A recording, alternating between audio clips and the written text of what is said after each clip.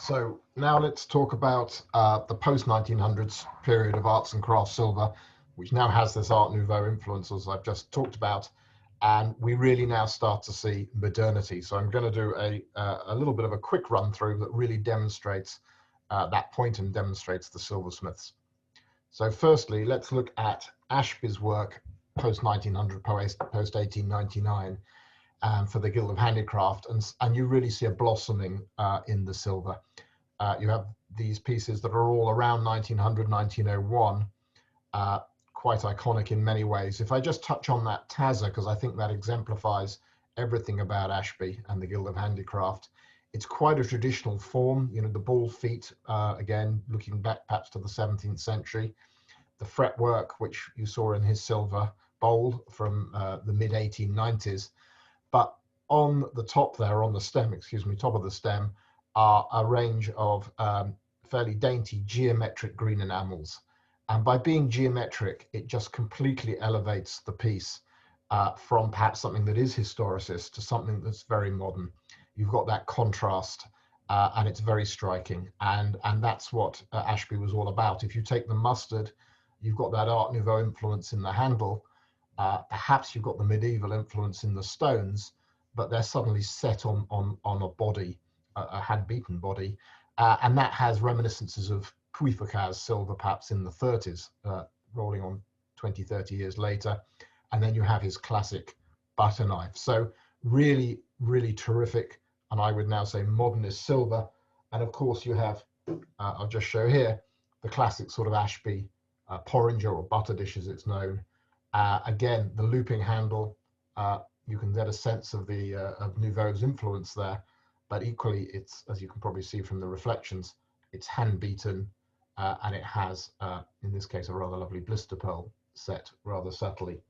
So that's Ashby's Guild of Handicraft, and he was the most influential of the silversmiths for sure in this period. You then also have Archibald Knox, of course, and For Liberty. Now, this is very different. This is somewhat mass or commercially made silver and retailed silver. There was certainly a lot of handwork in this, but there was also machines used, and it would not be recognized strictly as arts and crafts at the time. But you get phenomenal designs. And in Archibald Knox, who was this Isle of Man designer, he didn't make any of these pieces, he was just the designer. He had the ethos of modernity and arts and crafts. In Isle of Man itself, he was very interested in preserving public buildings, traditional buildings. He set up with others, a guild on the Isle of Man in around 1905. So he was very much of their arts and crafts movement, as we would say that. But his designs are modern, and you get these incredible pieces. The cigarette box on the left perhaps has a flavor of Macintosh. The covered cup is a take on silver. It goes back in eons, of course, a chalice, but with an incredibly modern flavor, and I think borrowing a little bit from Ashby. And on the right is perhaps the true Celtic Knox with a very Irish or Isle of Man, Scottish influence. Together, these are really, I would say, breathtaking pieces. Some, in the case of the covered cup, designed in the Victorian period, all of which could grace any sideboard today and have that wow modernist factor, and that was Knox's great talent. So moving on, you also have Kate Harris, and we talked about the Art Nouveau. Really, Kate Harris, I should say, Knox was able to introduce his own version of Art Nouveau, Celtic Art Nouveau, that was acceptable. It had a historicist, nationalist origins in the Celtic design, but he moved it around in a way that I would personally say is Art Nouveau, and he got away with that. Kate Harris is even more remarkable because she really was using continental Art Nouveau in Britain, and she'd more than got away with it. These pieces were very popular by William Hutton and Sons, a mass manufacturer, and she was one of the very few women, and I think the only Briton, to receive a commendation at the very famous, important 1900 International Paris exhibition. That was where Art Nouveau really came to a fore. And perhaps understandably, these pieces, despite being British, I might say, were hugely recognized for their qualities. And she used maidens, which I think really almost no one else could get away with. And she used this, in this case, this ivy pattern in a very Art Nouveau way. There is, perhaps not so visible in these pieces, arts and crafts elements to her work as well. You perhaps see that in the handle of that coffee pot or cafe au lait pot, in the way it's fixed with the heart shaped, and I think there are rivets there to the body. Now, Kate Harris was really not an arts and crafts designer as such, and she worked for William Hutton and Sons, who were a mass Sheffield manufacturer. But just to show how these things, these movements linked up, the main the main head of design for William Hutton was a man called Swaffield Brown. I always forget his name, so I'm looking down at my notes. Swaffield Brown, and he had a traditional background in silver design for major manufacturers, but he turned out to be one of the founders of the Sheffield Arts and Crafts Guild. So he clearly bridged commercial and arts and crafts himself. He helped build this London studio of Hutton's, which, not just with Kate Harris, with a number of other designers, produced some fantastic designs. And just in this brief window of around 1900 to 1905, shall we say.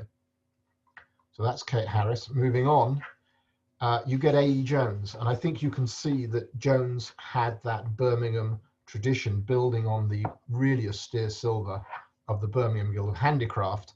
He set up his business and firm in 1902. It became, all the way through to the 1980s, I think, in England, in Birmingham, a major commercial manufacturer. But for about the first 8 years, shall we say, to 1910, produced authentic handmade arts and crafts silver. And you see examples of it here.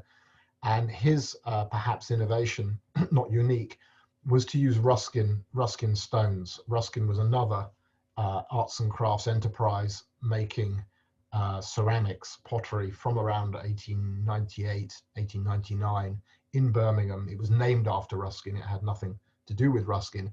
And he took their output, they were called stones, but they're pottery, and would fix them to the silver. And just to show you another classic sort of Jones piece, and this is a sugar dredger, quite historicist in design. You can see the hand hammering, and there it's just elevated with these small, again, ceramic pieces, which we call stones. And Jones became very influential, hugely, on the Birmingham manufacturing of silver. Omer Ramsden and Alwyn Carr, very much part of the arts and crafts movement, but very much, I'll say, trained silversmiths, and very much saw themselves as silversmiths. They had a workshop rather than a guild or a school. And you can see their pieces here from that pre-1910 period. But again, you see the Art Nouveau influence. You also see the enamels, of course, but you can see from the box on the left with the decoration there, the decorative design, you definitely can see the Art Nouveau influence. And their pieces of this period, or their best pieces of this period, do have a lot of enamel work as well as silver work to really lift them. And just to give you an example, this is an early piece. This is 1902. They were founded in 1899, and it's a tea caddy. And you can just see each of these panels has a different enamel design to it. It's set in a fairly traditional way. It's very, when you pick this up, it feels very arts and crafts. You can absolutely see the construction. But within the lid, or around the lid, excuse me, you see this flower design, which is a touch of Art Nouveau, really, with twisting stems. And of course, Omer Ramsden and Alwyn Carr went on in the third post-war to be, under Omer Ramsden, a very major workshop in England for silver. Just to touch briefly on Edward Spencer and the Artificers Guild, I think they were perhaps best, apart from being a major workshop and guild, they perhaps best known for introducing multiple materials to pieces of silver. He liked to mix coconut, ebony, gold and silver, enamels, ivory, and you get this incredible levels of design. I'll just show the trowel, and you can see there just how kind of ornate that is. Again, I wouldn't hint at modernity here, but again, we're really still in the period now, not the period, excuse me, we're still very much looking at arts and crafts silver at this point. But in terms of the materials, which I think was Artificers Guild real specialism, you've got amethyst, you've got ebony edging here, you've got abalone, you obviously got silver, this is steel, obviously this is silver, enamel, and there is hints of gold. And we have the original drawing for this, and it talks about the hints of gold on the handle there. So that's really the Artificers Guild. And what I've attempted to do now, just to summarize this section before we move on to the influences of the movement, is to categorize the different areas of silver. And it's somewhat subjective, so bear with me, but you have the guilds who were perhaps the most important, and I've listed them here. So you've got the Guild of Handicraft under Charles Ashby, the Birmingham Guild of Handicraft under Stansfield Dixon, who was their lead designer, and Artificers Guild under Edward Spencer, who was their lead designer. And from 1909, their owner, but from 1902 to 9, he was the head designer. And these guilds were very, very influential, and also sat alongside them and very similar were the schools. And there I would pick out the Keswick School, Newlyn you'll be very familiar with, something called the Duchess of Sutherland's Cripples Guild, but which was more of a school. It was more about the education and employment of the apprentices, who were in many cases cripples. And then you had all kinds of art schools and art colleges who touch into this area, like the Finsbury Technical College I referenced right back earlier in 1893. You also then have the workshops and the designers. The workshops would include people like Nelson and Edith Thorson, the Gaskins you may know from the Birmingham School, and then also just designers like Oliver Baker, who perhaps relied on others to make his silver.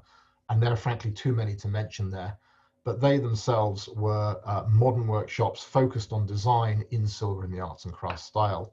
And finally, you have this commercial flowering. You have Connells as a retailer, you have Hassler, who worked with Liberty, and you have Huttons, who worked with this London studio, of which Harris is most famous, and then Jones moved on, A.E. Jones moved on to be commercial.